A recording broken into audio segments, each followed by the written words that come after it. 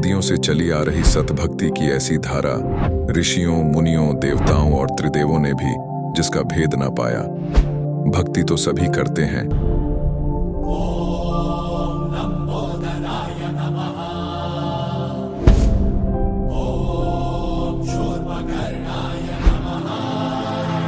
और हरदम यह सोच रहती है कि रहने के लिए आलीशान घर हो, घूमने के लिए बड़े बड़े पार्क हो, खाने पीने के लिए स्वादिष्ट भोजन हो, हम कभी बीमार ना हो, कभी दुखी ना हो और कभी भी ना मरे।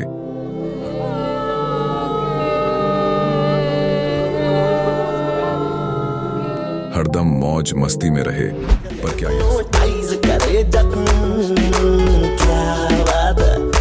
पर क्या यह संभव है? हम सब इतनी भक्ति करते हैं, व्रत करते हैं, श्राद्ध निकालते हैं, कावड़ लेकर आते हैं, बोले बोले, बोले, अरे बोले बोले, बोले। मंदिरों में जाकर मूर्ति पूजा करते हैं,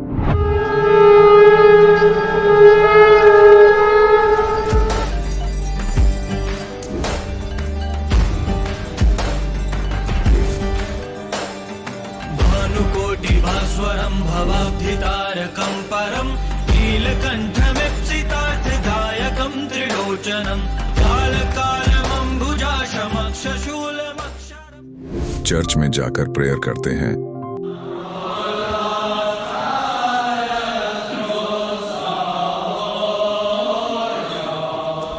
मस्जिद में जाकर नमाज अदा करते हैं,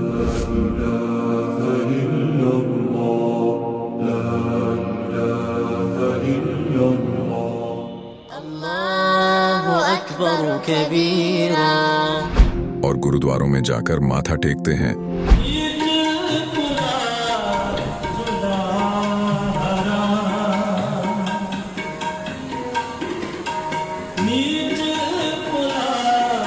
फिर भी दुखी क्यों है?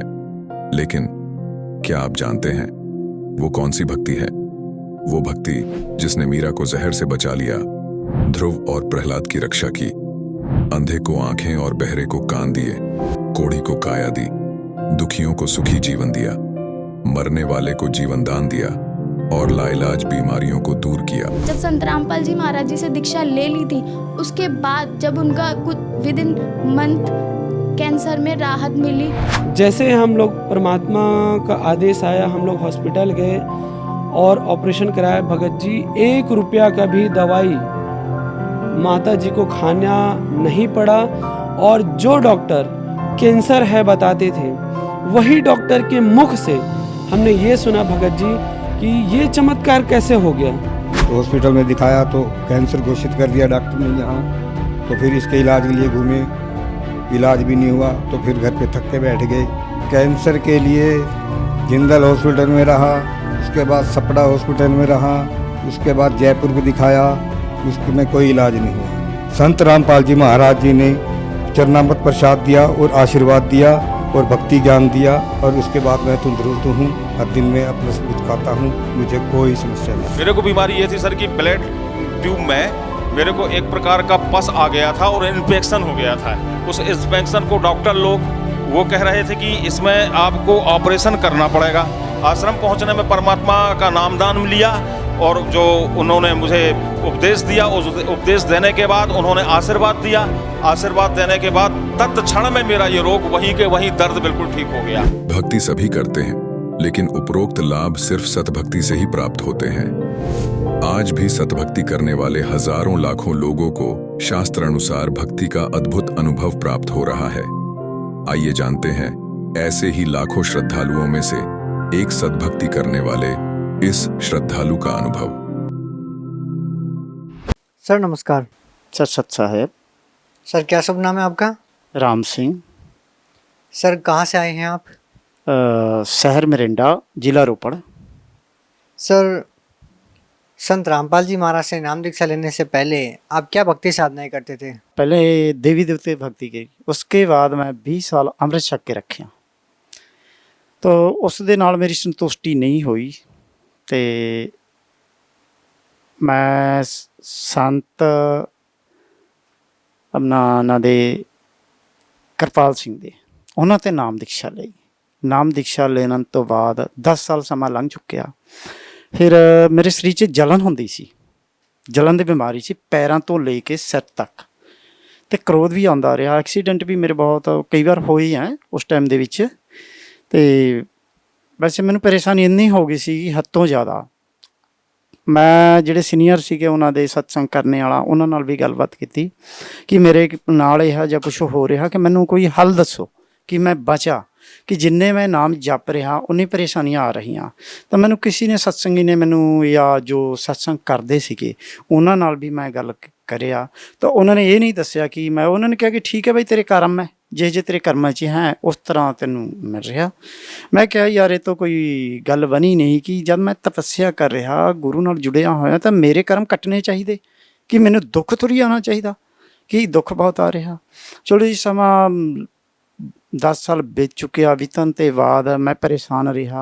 ठाकुर जी से नामदान लेने के बाद मैंने बेसमेंट बनाया, तो वहाँ मैं जब भक्ति करता था मैंने सोचा कि मैं भक्ति करूँ कि शायद मेरे कुछ कर्म कट जाएं, लेकिन वहाँ पर भी बेसमेंट में भक्ति करने से भी, और दुर्गा की पूजा करता था, ब्रह्मा विष्णु महेश की भी पूजा करता था, और ठाकुर जी महाराज जो नाम दीक्षा दिए थे उनका भी पूजा मैं कर रहा था, क्योंकि वो बोलते थे कि भाई सब अपने ही सबकी पूजा करो। उन्होंने ये नहीं बताया कि मेरा कोई मर्यादा है कि जो तुम नाम ले, मैं नाम दे रहा हूँ कि नामे जपोगे। तो मैंने सबके भक्ति कर रहा था।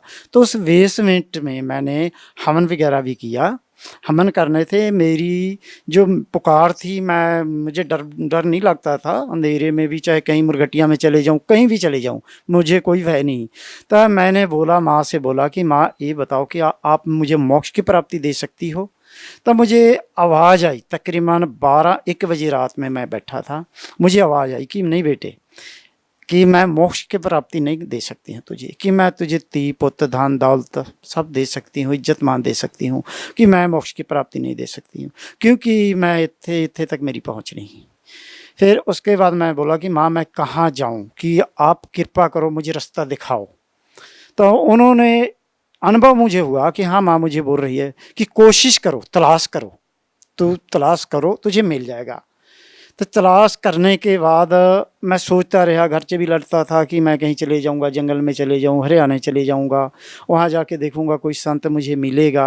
तब देखो यहाँ तो सब कुछ है, मुझे सब कुछ बना दिया, लेकिन सुख भी नहीं, शांति भी नहीं, कि जब मैं इंसान के जुनी में आया हूँ कि मुझे मोक्ष की प्राप्ति मिले, कि मैं यहाँ से जमना और मरना, यहाँ से छुटकारा पाऊँ।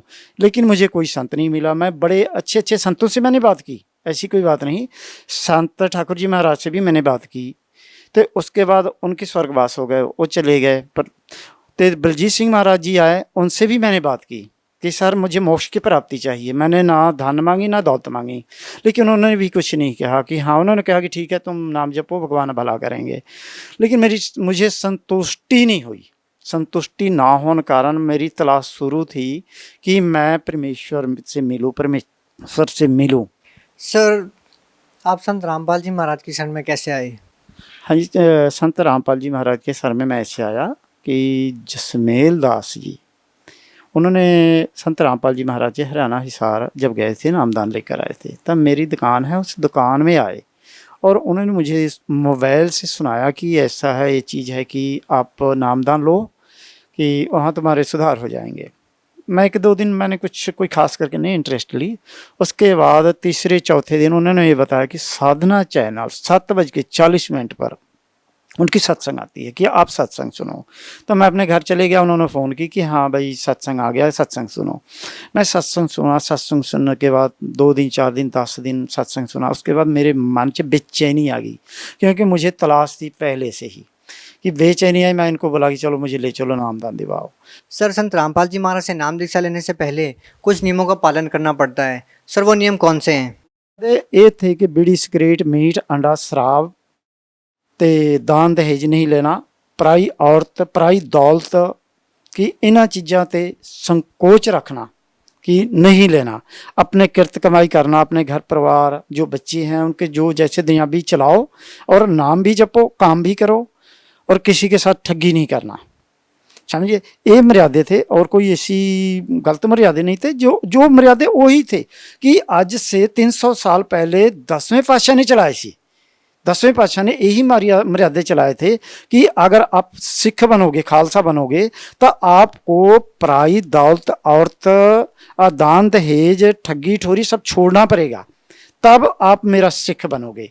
तो लेकिन नहीं, अब तो ऐसे इंसान हैं कि अमृत जरूर छकते हैं, मैंने भी अमृत छका था, तो मैं सब कुछ चलता था मेरा, कोई ऐसी बात नहीं थी कि जो किसी से ले लिया चल भाई कोई बात नहीं चलेगा। तो कहने के मतलब कि वहाँ उन्होंने बताया कि आपको सब कुछ त्यागना पड़ेगा, ठगी ठोरी पराई चीज़ त्यागने के बाद। फिर उसके बाद मैंने नामदान लिया। सर, संत रामपाल जी महाराज की शरण में जाने के बाद आपको क्या लाभ मिला?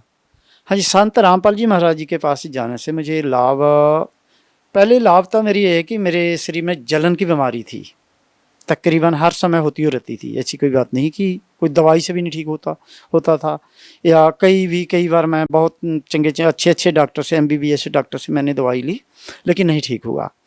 फिर संत रामपाल जी महाराज के पास जाने से पहले ही तो मेरी एक जलन की बीमारी थी कि उनके आशीर्वाद से ही मेरी जलन की बीमारी ठीक हो गई। दूसरी बात है कि मेरे घर परिवार में हर समय झगड़ा लड़ाई करते ही रहते थे हम तकरीबन, तो एक लड़ाई झगड़ा बंद हो गई, हमारे घर में शांति, मेरे मन में शांति हुई।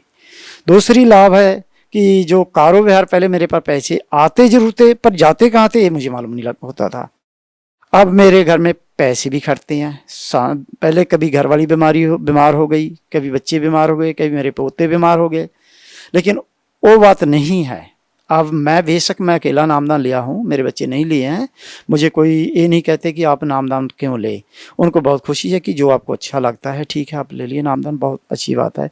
मुझे इतना ज्ञान हो गया संत रामपाल जी महाराज के पास जाके कि मुझे देवी देवता के पूजा करने से क्या बेनिफिट है और पूर्ण परमेश्वर, कबीर परमेश्वर की पूजा करने से क्या बेनिफिट है। शास्त्र अनुसार संत रामपाल जी महाराज है ना, वो शास्त्र अनुसार पूजा बताते हैं, शास्त्र अनुकूल बताते हैं कि जो देवी देवता की पूजा करते हैं उनको मालूम नहीं, क्योंकि मुझे भी मालूम नहीं था। अब मुझे इतना ज्ञान हुआ मेरे संत रामपाल जी महाराज के पास जाने से कि नहीं, मैं हिंदू हूँ तो मुझे सिख हूँ तो मुझे ग्रंथ साहब के अनुसार पूजा करना चाहिए। अगर हिंदू है तो उनको गीता जी के अनुसार पूजा करनी चाहिए, अगर सिख है या ईसाई है तो उन्हें बाइबल और कुरान के अनुसार करनी चाहिए। कि मैं वो सोच के आज जितने भी फ़ोटो थे वो अपने अपने जगह पर पहुँचाने के बाद मैं आज बिल्कुल संतुष्ट हूँ, खुश हूँ, कोई जलन की बीमारी नहीं है, कोई मुझे दवाई लेने की ज़रूरत नहीं है। मेरे कारोबार जो पहले इच्छा थी है मैं ये कर लूँ, है मैं वो कर लूँ, कोई इच्छा नहीं है, लेकिन काम मेरे सब चलते हैं, कोई पैसे की प्रॉब्लम नहीं है, घर में लड़ाई नहीं है, मेरे बच्चे बहुत मेरे कहने में हैं और परिवार में मेरी हर तरह से तकरीबन ठीक हूँ मैं। सर, संत रामपाल जी महाराज जी किस धर्म को श्रेष्ठ मानते हैं? हाँ जी, संत रामपाल जी महाराज जी हमें यही बताया जी, हमारी जाति है, मानव धर्म हमारा है, हिंदू मुस्लिम सिख ईसाई धर्म नहीं कोई नहीं आ रहा।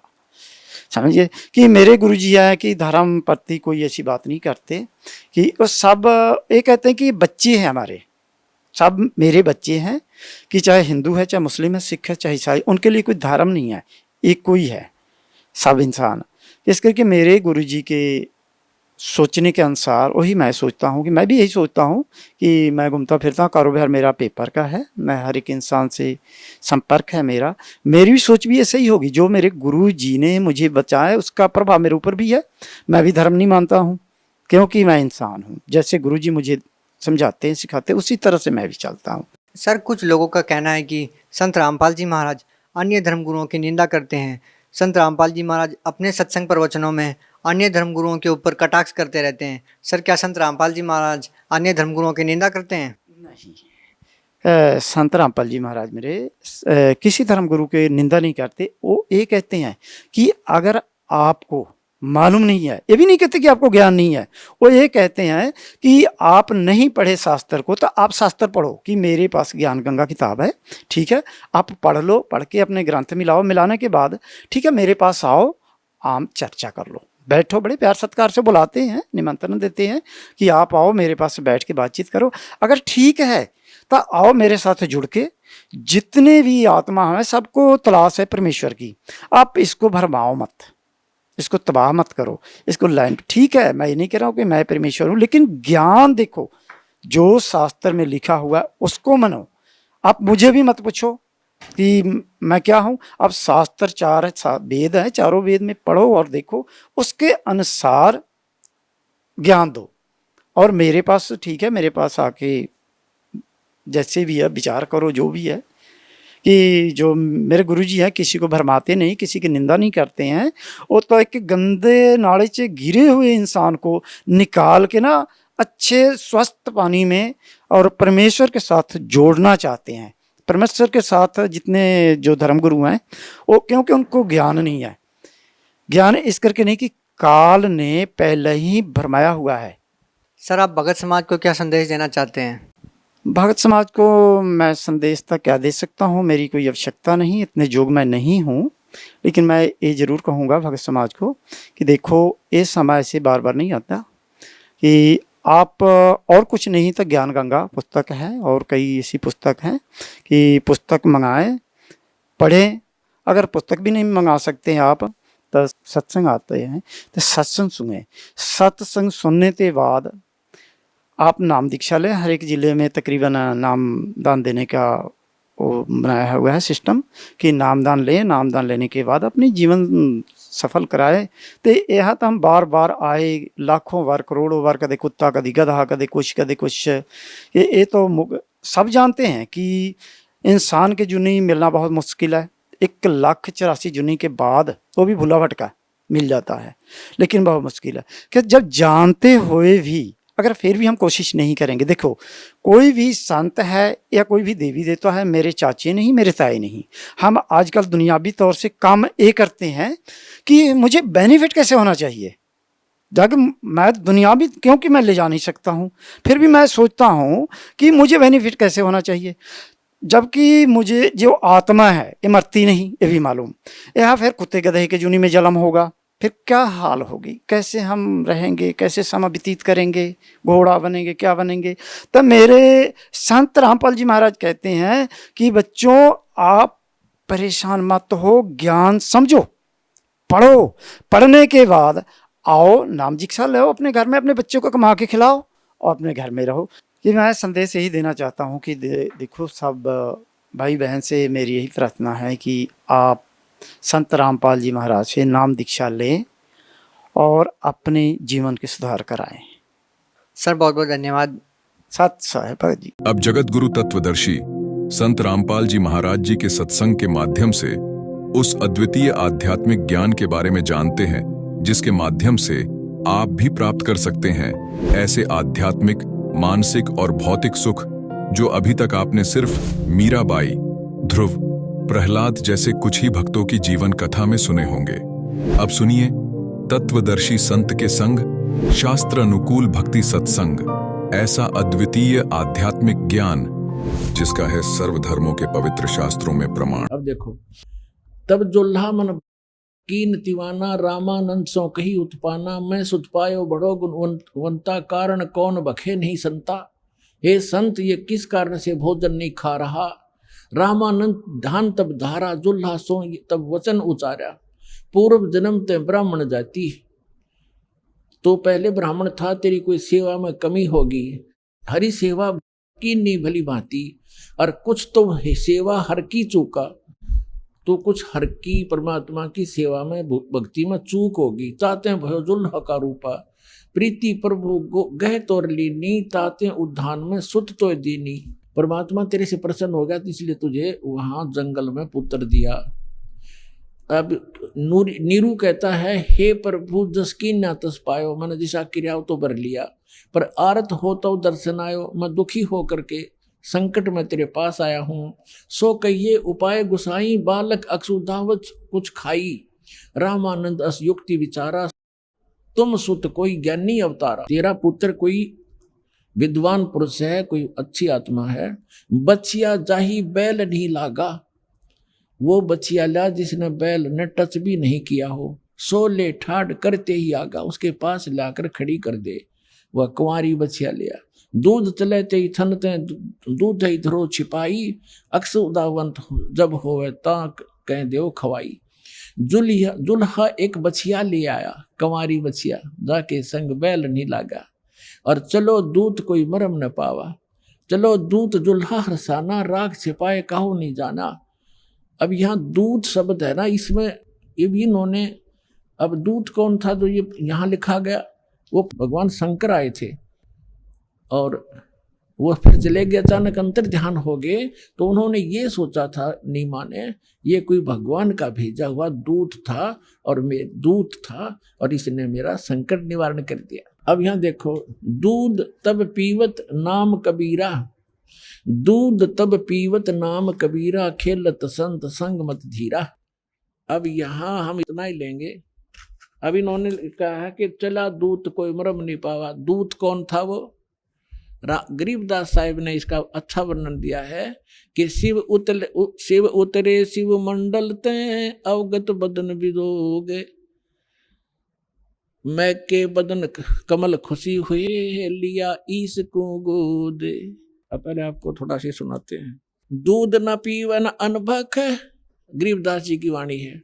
दूध न पीवे न अनभक है, नहीं पल न झोलनते, अदर अमान ध्यान में, जो कमल कला फूलनते।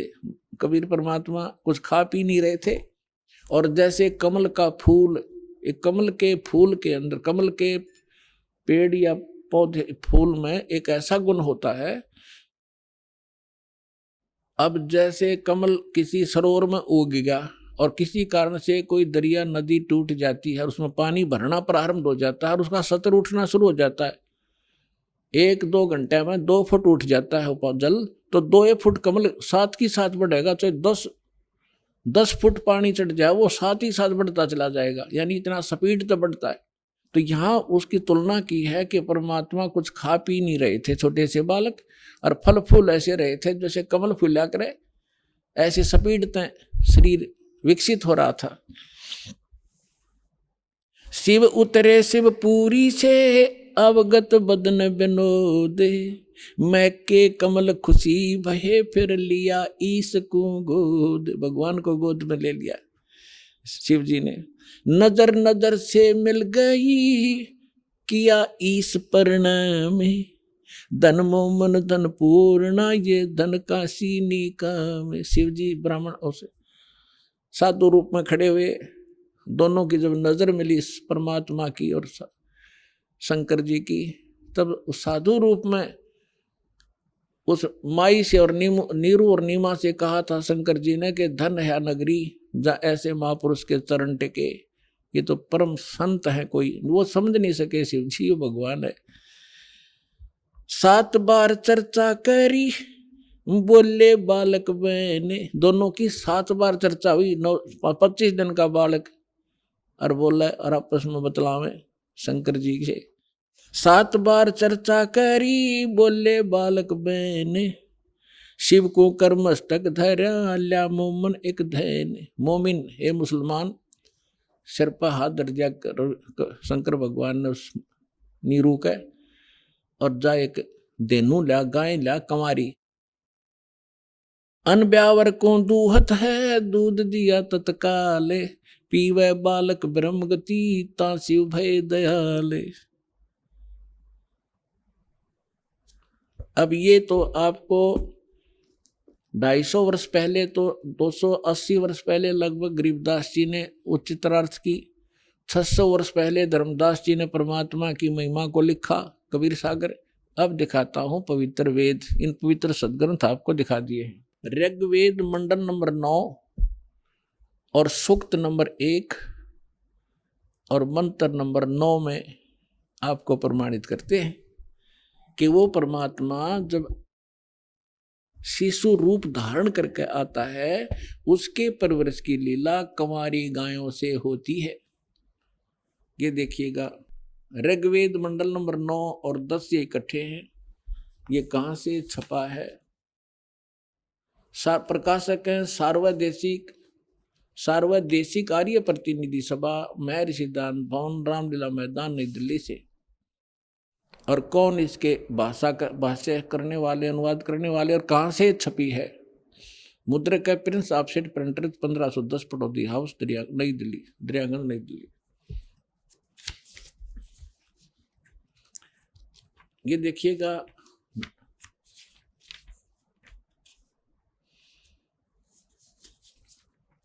ऋग्वेद मंडल नंबर 9 और सूक्त नंबर 1 है ये, और इसका मंत्र नंबर ये 9 है। इसमें अभी अधन्या, अभी इमम अधन्या उत्सृणति धेनव, धेनो माने गौवें, शिशु माने उस शिशु रूप में प्रकट परमात्मा को, सोम इंद्राय पातवे, सोम माने अमर पुरुष। अब इसमें क्या इन्होंने अनुवाद किया है कि उस सोम माने अमर पुरुष, यहाँ सोम माने इन्होंने, आप पे देखो ये ऋग्वेद मंडल नंबर 9 का मंत्र नंबर, मंडल नंबर 1 9 का सूक्त 1 का मंत्र 1 है। इसमें सोम शब्द है। सोम माने सोम स्वभाव परमात्मन, सोम माने परमात्मा, इन्हीं के शब्दों में। अब यहाँ लेते फिर आते हैं। अब हम ऋग्वेद मंडल नंबर 9 सूक्त 1 मंत्र 9 में आगे हैं। ये ऋग्वेद मंडल नंबर 9 सूक्त 1 और मंत्र 9, इसमें लिखा कि इम माने उस, सोम माने अमर पुरुष को, पुरुष माने परमात्मा, तो उस अमर परमात्मा को जो शिशु रूप में, शिशुम कुमार अवस्था में, बाल्य अवस्था में ही, अभी अधन्या, अभी माने पूर्ण, सब प्रकार से पूर्ण रूप से, अधन्या माने बिना दनाई, जो जिसको बैल ने टच ना किया हो, अभी अधन्या। हमारे यहाँ हरियाणा के अंदर हमारे यानी क्षेत्रीय भाषा में यूं कहा करते कि ये गायें बिना दनाई है, अधन्या। बिना धनाई माने ये इसको बैल ने टच नहीं किया है, सांड ने, और ये मतलब बिना धनाई है। तो यहाँ वही है अभी अधन्या। अभी माने पूर्ण, सब प्रकार से कंप्लीट इन ऑल रिस्पेक्ट, यानी कंवारी। अभी अधन्या माने कंवारी। ये देखिए, उस सोम स्वभाव, सोम माने अमर पुरुष को, शिशु माने जो शिशु रूप में प्रकट होता है, उसकी अभी अधन्या, सब प्रकार से, अधन्या माने इन कर दिया अहिंसनीय, ये खा कर अर्थ है इनका। दैनो माने गौवें, गौवें तृप्त करती हैं, ओए होए तृप्त करती उस परमात्मा को, जो परमात्मा अमर पुरुष शिशु रूप धारण करके आता है, उनके परवरिश की लीला ये समझो। अभी अधन्या कंवारी गायों गौओं के द्वारा होती है, वो उसको तृप्त करती हैं। अब इससे क्या सिद्ध हुआ? परमात्मा ने जो लीला की 600 वर्ष पहले, वो आपको दिखा दी उनकी अमृत, उनकी लीला के अंदर। और उसके बाद जैसे तुलसीदास जी ने भगवान श्री रामचंद्र का इतिहास जीवनी लिखी बाद में, ऐसे ही गरीबदास साहिब को परमात्मा मिले थे, सचखंड लेकर गए थे, उनकी दिव्य दृष्टि खोल दी थी, उनका ज्ञान योग खोल दिया था। उसके बाद आदरणीय गरीबदास साहिब जी ने परमात्मा की वही महिमा बताई कि उन्होंने ऐसे लीला की। और वेद बताते हैं कि परमात्मा जब शिशु रूप धारण करके यहाँ आते हैं, एक लीला करते हैं, उस समय उनके परवरिश की लीला कंवारी गायों द्वारा होती है। Who is God? Kabir is God. बोलो सतगुरुदेव।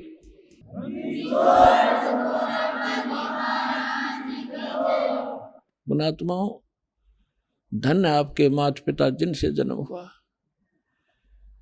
आप ये मत समझ लेना कि आप आम आत्मा नहीं हो। जो सच इस सच्चे दरबार में पहुंच गया, वो परमात्मा की विशेष लाडली आत्मा है। आपका और आपकी 101 पीढ़ी का कल्याण होगा, ये नोट कर लेना, पर विश्वास से लगा रहना।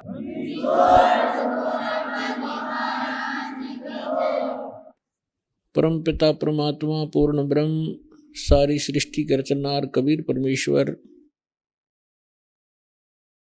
कबीर देव जी की असीम रजा से आप सभी पुण्यात्माएं परमात्मा की महिमा सुनने के लिए उपस्थित हुए। जिस प्राणी के, जिस जीव के पूर्व जन्म के शुभ संस्कार उदय होते हैं, उनको मानव शरीर प्राप्त होता है। और मानव शरीर प्राप्त करके जो प्राणी सत्संग उपलब्ध करते हैं, जिनको सत्संग प्राप्त होता है,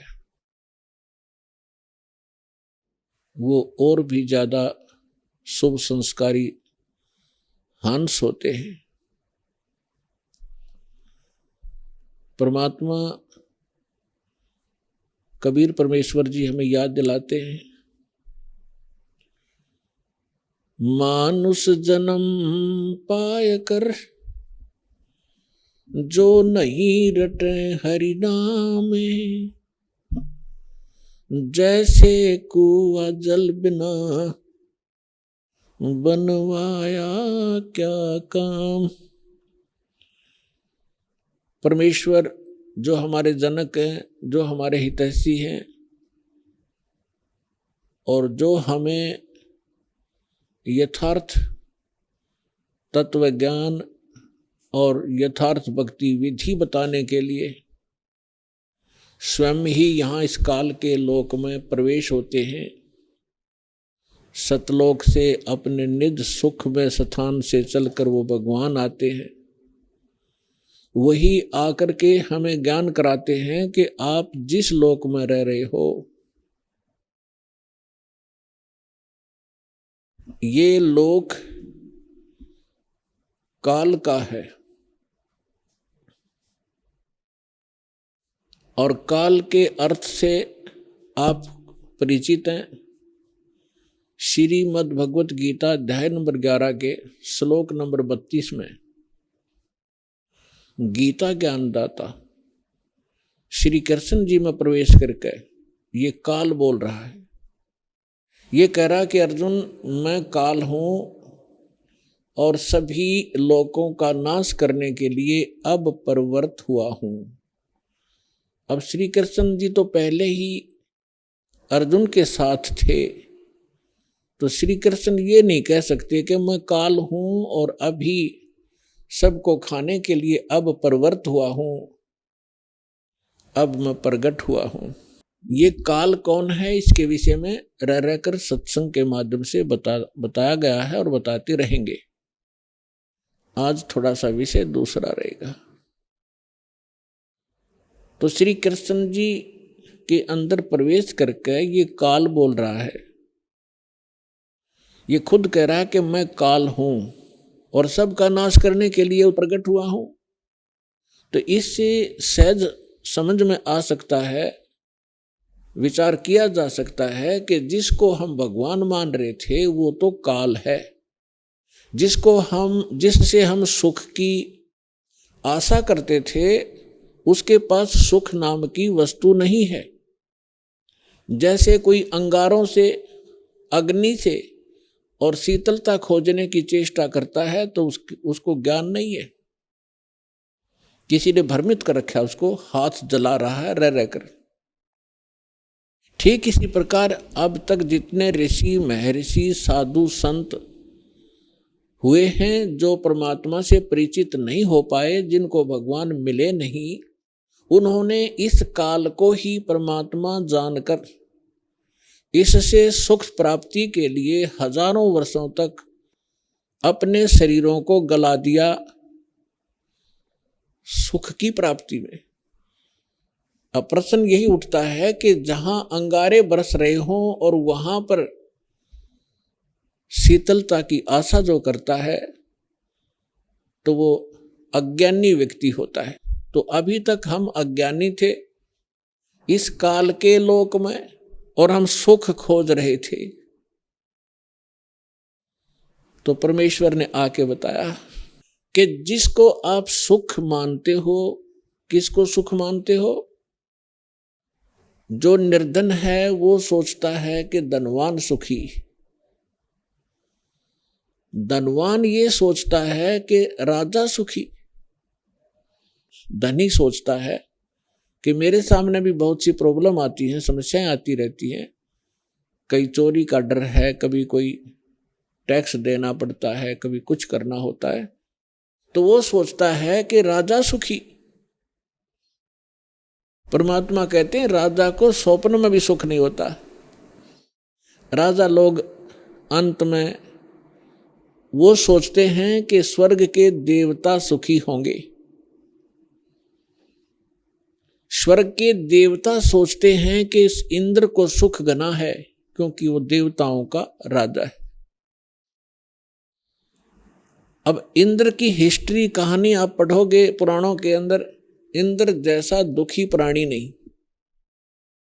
इंद्र सोचता है कि ब्रह्मा विष्णु महेश सुखी होंगे, मुझे सुख नहीं, क्योंकि उसको पता होता है जितना निर्धारित समय उसका होता है उसको पूर्ण करने के उपरांत वो फिर 84 लाख योनियों में सबसे पहले गधे की योनि से प्रारंभ करता है अपने 84 लाख प्रकार के कष्टों में, जो प्राणियों के शरीरों में कष्ट उठाने होते। तो उसको रह रह कर वो बात याद रहती है कि इसके बाद मेरी ये हालत होगी, लेकिन उस झूठे सुख को वो छोड़ नहीं पाता, और छोड़ भी दे तो उसके पास विकल्प नहीं कि करूं क्या। ब्रह्मा विष्णु महेश सोचते हैं कि हम सुखी नहीं, क्योंकि उनका इतिहास देखिएगा। आप पुराणों को कभी पढ़ा हो, नहीं तो रिमाइंड करना कभी कभी। अब थोड़ा सा उदाहरण देंगे आपको। जैसे भगवान शंकर जी को हम भगवान माना करते थे, कंप्लीट गॉड मानते थे, मृत्युंजय कालज्य सर्वेश्वर महेश्वर कहा करते थे। इसको हम कहें कुछ भी, लेकिन ये परमात्मा नहीं है, कंप्लीट गॉड नहीं है। उदाहरण के लिए ये सुखी भी नहीं है। कैसे? एक समय विष्णु जी भी सुखी नहीं है। विष्णु अवतार श्री रामचंद्र रूप में राजा दशरथ के घर जन्म लिया, ये सभी हमारे धर्म गुरु भी बताते रहे हैं, और इनके लीला, इनकी जीवनी भी बताती है। श्री रामचंद्र उर्फ विष्णु जी कितने सुखी थे आपको खूब पता है। छोटी सी उम्र में विवाह हुआ, विवाह होते ही वनवास हुआ, और वनवास के अंदर उनकी धर्म पत्नी का अपहरण हुआ। रावण के साथ युद्ध हुआ, करोड़ों जीवों का विनाश हुआ। उसके बाद फिर वापस आए, लेकर अपनी धर्म पत्नी सीता जी को घर पे लेकर आए। किसी धोबी के कहने से उनको घर से निकाल दिया, गर्भवती को। पुत्र कहीं, परिवार कहीं, और श्री राम कहीं। वो प्राणी सपने में सुखी नहीं हो सकता जिसके बालक दुखी हो कि तो जंगल के अंदर। जिस समय श्री रामचंद्र जी को वनवास प्राप्त था, सीता जी का अपहरण हो चुका था, श्री रामचंद्र जी विलाप कर रहे थे, रो रहे थे सीता जी की खोज में। ऊपर से भगवान शंकर अपने द्वीप से, अपने लोक से श्री रामचंद्र जी अर्थात विष्णु जी को प्रणाम कर रहे थे। ऊपर से पार्वती जी की दृष्टि पड़ी कि ये किसको प्रणाम कर रहे हैं महेश्वर।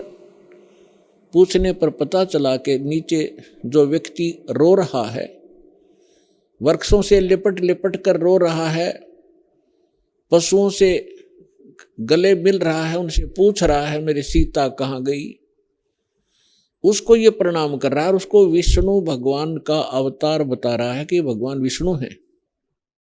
पार्वती जी को ये बात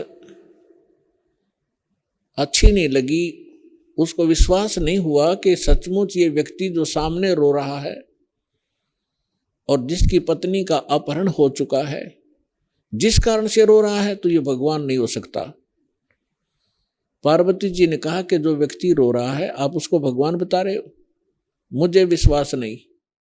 मैं तो इसकी परीक्षा लूंगी और सीता रूप बनाऊंगी इसकी पत्नी का, और यदि ये मुझे पहचान लेंगे तो मैं मान लूंगी कि ये भगवान है। भगवान शंकर ने कहा कि आप सीता रूप मत बनाना, यदि आप सीता जी का रूप बना लोगी तो मेरे काम नहीं रहोगी, मेरी माँ के तुल्य हो जाओगी। मैं आपको एज ए वाइफ स्वीकार नहीं करूंगा। फिर उस समय तो पार्वती जी ने कह दिया कि ठीक है, मैं नहीं परीक्षा लूंगी। भगवान शंकर चले गए इधर उधर सैर सपट्टे को। पीछे से पार्वती जी ने सीता रूप बनाया, श्री रामचंद्र जी के सामने खड़े हो गए। उस समय श्री रामचंद्र जी की दिव्य दृष्टि यानी बुद्धि इस काल भगवान ने खोल दी। अपनी तो पत्नी का पता नहीं उसको कि कौन उठा ले गया, और सामने खड़ी पार्वती को पहचान लिया जिसने बिल्कुल as it is Sita ji का रूप बना रखा था। क्या कहा कि हे दक्ष पुत्री माया, आप भगवान शंकर को कहाँ छोड़ाए। इस बात को सुनकर पार्वती जी लज्जित हुई और कहा कि भगवान शंकर आपको ठीक ही प्रणाम कर रहे थे, मैं आपकी परीक्षार्थ सीता रूप बनाकर आई थी। ये कहकर वो चली गई। अब इस कथा से आपको बहुत से परिणाम निकलेंगे, रिजल्ट निकलेंगे, निष्कर्ष निकलेंगे। एक तो कंसेप्ट यही क्लियर करेंगे कि आपके मन में ये शंका उत्पन्न होगी कि श्री रामचंद्र जी ने पार्वती जी को तो पहचान लिया और अपनी पत्नी के विषय में उसको ज्ञान नहीं। ये कारण क्या है? जिसमें आपको ये कारण समझ में आवेगा तो आप समझो अध्यात्म मार्ग पर चल पड़े। इसका कारण है जैसे गीता अध्याय नंबर 7 के श्लोक नंबर 4, 5 और 6 में ये गीता ज्ञानदाता कहता है कि अर्जुन, यहाँ जितने भी मेरे लोक में जितने भी प्राणी हैं, इनमें बलवानों का बल, बुद्धिमानों की बुद्धि मैं ही हूँ, यानी मेरे ही कंट्रोल में है। जब चाहे इनको ओपन कर दूं, जब चाहे इनको ऑफ कर दूं, जब चाहे मैं इनको ऑन कर देता हूं। उदाहरण के लिए एक समय आपने महाभारत खूब सुना होगा, महाभारत का युद्ध भी सुना है खूब।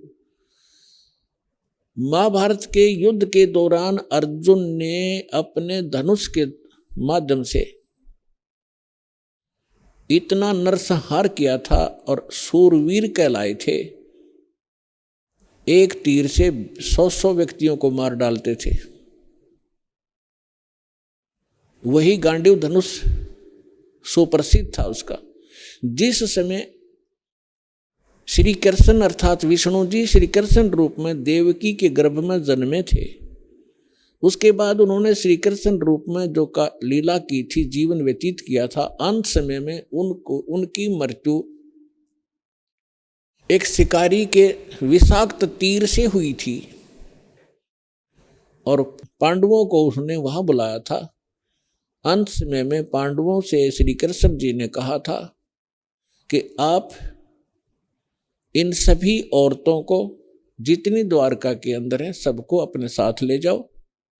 यहाँ पर यादव कोई बचा नहीं है, क्योंकि दुर्वासा जी के श्राप से इंक्लूडिंग श्री कृष्ण जी यादव कुल पूरा नाश हो गया था। छोटा बालक भी नहीं बचा था। नर यादव जो गर्भ में थे, गर्भवती औरतें थी, उनके गर्भ में थे। उसके बाद ये वंश पुनः चला है। तो और कहा था कि आप इनको वहां ले जाओ अपने राज्य में। यहाँ पुरुष रहा नहीं, यहाँ के और लोग इनकी बेइज्जती करेंगे, सताएंगे, आप इनको ले जाना। तो श्री कृष्ण जी के आदेश अनुसार अर्जुन सभी गोपियों को, द्वारका की स्त्रियों को साथ लेकर आ रहा था। रास्ते में भीलों ने, जंगली लोगों ने उनको घेर लिया। अर्जुन उनसे लड़ने की तैयारी करने लगा। उसके हाथ से गांडीव धनुष उठा नहीं और खड़ा खड़ा देख रहा, थर थर कांप रहा है योद्धा। भीलों ने उसको पीटा, औरतों के गहने तोड़ दिए, कुछ औरतों को घसीट ले गए, अर्जुन खड़ा खड़ा कांपता रहा। उस समय अर्जुन श्री कृष्ण जी को कोस रहा था, 100 गालियां दे रहा था कि कृष्ण तूने सदा ही हमारे साथ धोखा ही धोखा किया है। जब मुझसे नरसंहार कराना था, युद्ध करवाना था महाभारत का, उस समय मेरे अंदर शक्ति भर दी। एक तीर मारूं था 20 मरे थे। आज वही अर्जुन और वही धनुष, आज मैं इसकी प्रत्यंचा नहीं चढ़ा पा रहा हूं। तो यहां परमात्मा कहते हैं कि जो इस रोग की जड़ है उसका तुम्हें पता ही नहीं। तुम तो श्री कृष्ण को कोस रहे हो। ये काल है जो 21 ब्रह्मांड का स्वामी है। श्री ब्रह्मा, श्री विष्णु, श्री शिव जी के पिता हैं। ये है यहाँ के सारे दुख की मूल। और वो खुद कहता है गीता अध्याय नंबर 7 के श्लोक 5 से लेकर 6-7 में कि मैं बलवानों का बल और बुद्धिमानों की बुद्धि मैं ही हूं, यानी मेरे कंट्रोल में है। अब जब उसने नाश करवाना था महाभारत का, तब तो उसको बल दे दिया, अब स्विच ऑफ कर दिया, अर्जुन खड़ा खड़ा पिट रहा है। ठीक इसी प्रकार श्री रामचंद्र जी को कि वहां तो बुद्धि खोल दी कि यह सीता नहीं है, पार्वती है, अपनी पत्नी का पता नहीं, उसको उठा कौन ले गया, ऑफ कर दी फिर बुद्धि उसने। तो पुण्यात्माओं, ये काल एक भयंकर जाल है। जब तक आप इसको नहीं समझोगे, ना भक्ति कर सकते, ना यहाँ से निकलने की चेष्टा कर सकते। इसीलिए आपको रह रह कर यहाँ बुलाया जाता है, इस काल के जाल को विस्तार से समझाया जाता है, ताकि आपको डर बने। आप कहाँ रह रहे हो, यहाँ क्या आशा लगाए बैठे हो, किसके लिए सारा दिन भटक रहे हो। एक कोठी बनाऊंगा, एक बंगला बनाऊंगा, कार लूंगा, लड़का बड़ा अफसर बन जाएगा। कल मृत्यु हो जाती है लड़के की या पिता की। आप देख रहे कितने दुर्घटनाएं होती हैं। पीछे केदारनाथ के अंदर हजारों की संख्या में सहपरिवार मारे गए ऐसे लोक में, और आप सुख खोज रहे हो। परमात्मा आके हमें बताया करते थे। तो भगवान परमेश्वर ने आके हमें बताया कि इसका एक विकल्प है। वो स्थान न्यारा है, वो भगवान न्यारा है जो कभी दुख नहीं देता। आप अंगारों में और शीतलता खोज रहे हो, आप काल के लोक में सुख खोज रहे हो। अब प्रसंग पर आते हैं कि ब्रह्मा विष्णु महेश भी सुखी नहीं। अब उधर से जब भगवान शंकर को पता लगा कि काल के हाथ में बुद्धि, उसने बुद्धि ऑन कर दी शंकर भगवान की, दिव्य दृष्टि से देखा और अपनी पत्नी से पूछा कि तू क्या सीता रूप बनाकर गई थी तू? तो उसने मना कर दिया कि नहीं, मैं नहीं गई भगवान, मैं नहीं गई। कि झूठ बोलती है तू झूठ बोलती है। इस बात से वो झिझक गई और चुप हो जाना ही उसका स्वीकृति मानी गई कि सचमुच इसने गलती की है।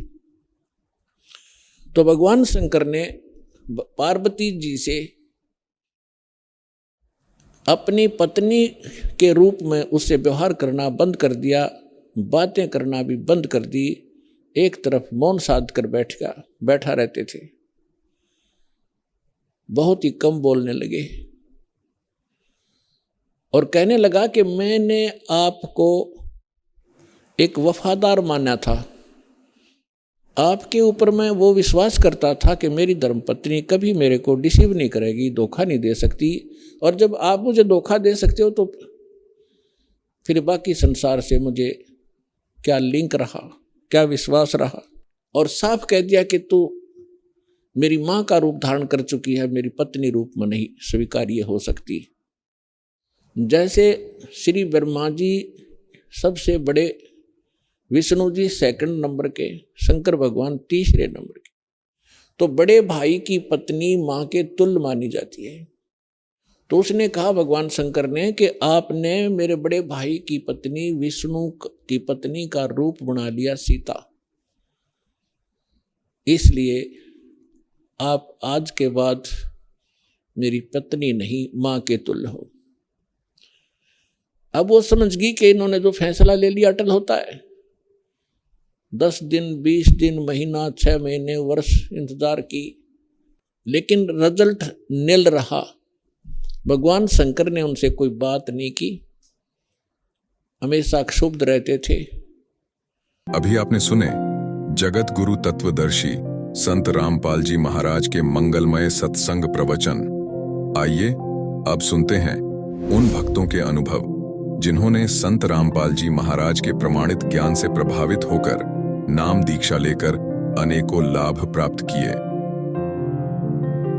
नमस्कार सर। सत साहिब सर। सर क्या नाम है आपका? अजीत दास। अजीत जी आप कहाँ से हैं? मैं जौनपुर उत्तर प्रदेश से हूँ भगत जी। अजीत जी संत रामपाल जी महाराज से नाम दीक्षा आपने कब ली? मैं 6 अक्टूबर 2019 को संत रामपाल जी महाराज की श्री चरणों में आया। अजीत जी संत रामपाल जी महाराज से नाम दीक्षा लेने से पहले क्या आप कोई भक्ति साधना भी करते थे? सर जी मैं निरंकारी मिशन से था। सन 2000 से लेके 2019 तक मैं निरंकारी मिशन में जो है सत्संग वगैरह में जाता था, वहाँ से नाम दीक्षा भी लिया था।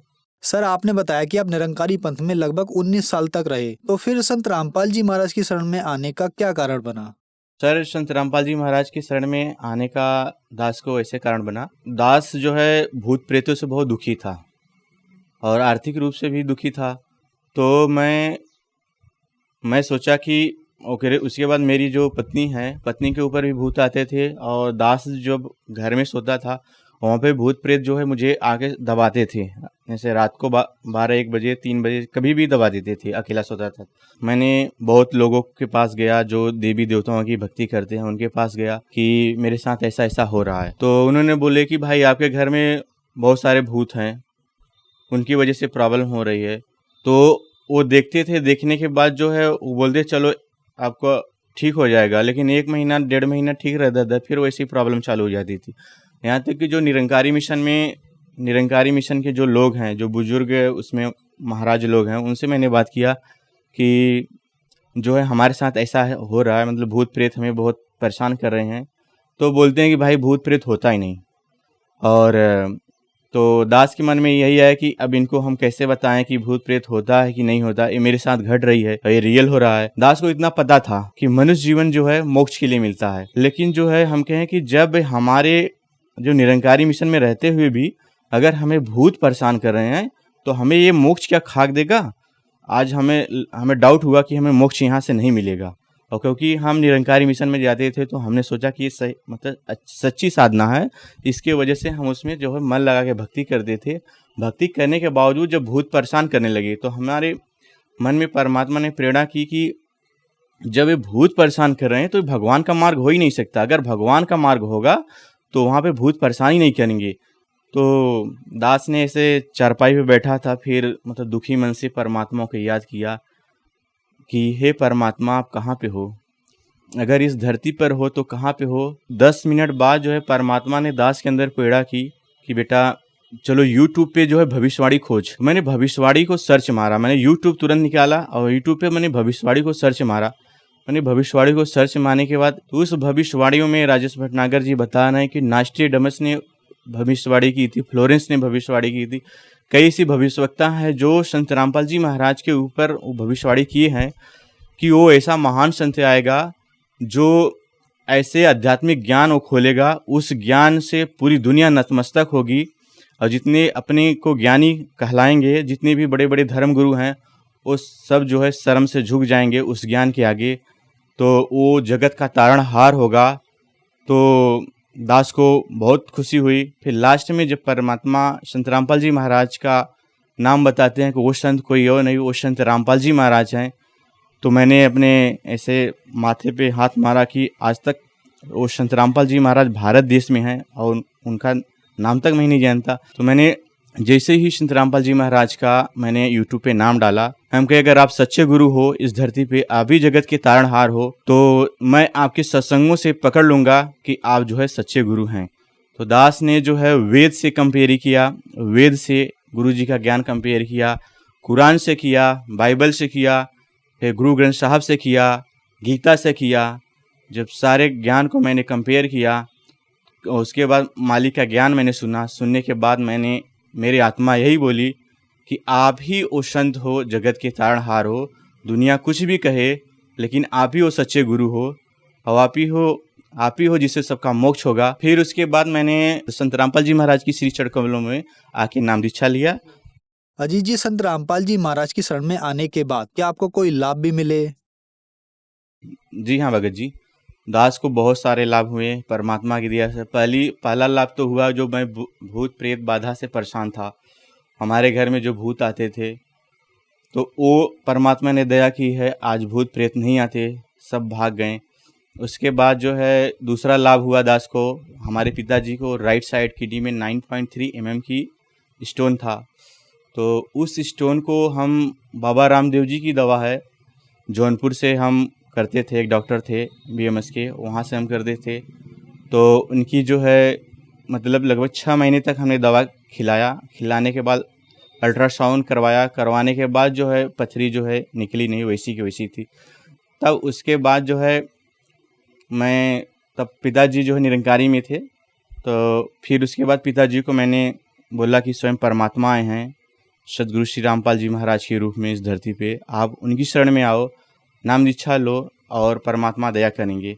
तो पिताजी ने 1 महीने बाद भी मालिक की श्री चरणों में आए, और आने के बाद जो है 2 महीने भक्ति करने के बाद संत रामपाल जी महाराज ने ऐसी दया की कि उनकी पथरी गायब हो गई, आज वो हेल्दी हैं। तीसरा हमें लाभ है सर जी कि हमारी माता जो कि कैंसर था, और उस कैंसर वजह से उनका लगभग 2 साल पहले से था, हम लोग मालिक शरण में नहीं आए तो उसके पहले से कैंसर था, उनकी पूरी बॉडी काली हो गई थी। मैं संत रामपाल जी महाराज के आश्रम में फ़ोन किया कि भगत जी, दास की जो माता है ऐसे ऐसे प्रॉब्लम है, उनको कैंसर है और इस कैंसर वजह से बॉडी समय पूरी काली हो गई है, और दास मालिक के चरणों में प्रार्थना लगाना चाहता है। तो वो प्रार्थना हुई, आज उनकी दया से आज हमारी माता जी सही हैं। मेरी भैंस थी 6 दिन तक जो है न तो कोयर खाई न तो पानी पी थी, उसका मुंह पूरा तरह से बंद था।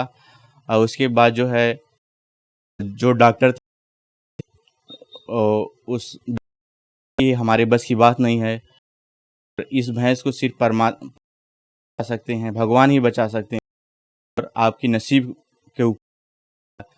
तो बहुत सारे लोग, हमारे गांव के लोग कि सब लोग देखे, सब ने यही कहा कि हाँ इसको जो परमात्मा ही बचा सकते हैं, भगवान बचा सकते हैं। तो दास भी बोला कि हाँ अब सिर्फ परमात्मा ही, और परमात्मा संत रामपाल इसको। तो दास ने महाराज के श्री चरण कमलों में अरदास किया, परमात्मा की दया हुई। फिर उसके बाद जो है 2 घंटे बाद भैंस जिसने 6 दिन तक मुंह नहीं खोला था, नहीं खाया थी, उसी ने आधी बाल्टी पानी और आधा जो भगोना होता है उसमें, और आज जो है तो भैंस आज हमारे घर पड़ी है। मालिक ने तो बड़े जो है चमत्कार करते ही रहते हैं भगत जी। सर, संत रामपाल जी महाराज से नाम दीक्षा कैसे ली जा सकती है? सर, संत रामपाल जी महाराज की से नाम दीक्षा बहुत आसानी से आप ले सकते हैं। बहुत सारे चैनल पे संत रामपाल जी महाराज जी का सत्संग चलता है, और उसके नीचे एक पीली पट्टी चलती है, उस पीली पट्टी से आप जो है जो आश्रम के नंबर है तो उस नंबर से आप कांटेक्ट कर सकते हैं। और यहाँ तक कि आपके पास एंड्रॉयड फ़ोन है तो आप गूगल पे जाके संत रामपाल जी महाराज का से नाम डालेंगे, वहाँ से जो है आप ज्ञान गंगा पुस्तक, जीने की राह, गीता तेरा ज्ञान अमृत, जितनी सारी पुस्तकें हैं संत रामपाल जी महाराज की, आप वहाँ से डाउनलोड कर सकते हैं, वहाँ से कांटेक्ट नंबर ले सकते हैं, और यूट्यूब पे मतलब परमात्मा का संत रामपाल जी महाराज का आप सत्संग सुन सकते हैं, और वहाँ से जो है और नाम दीक्षा ले सकते हैं। धन्यवाद सर। जी सच साहेब।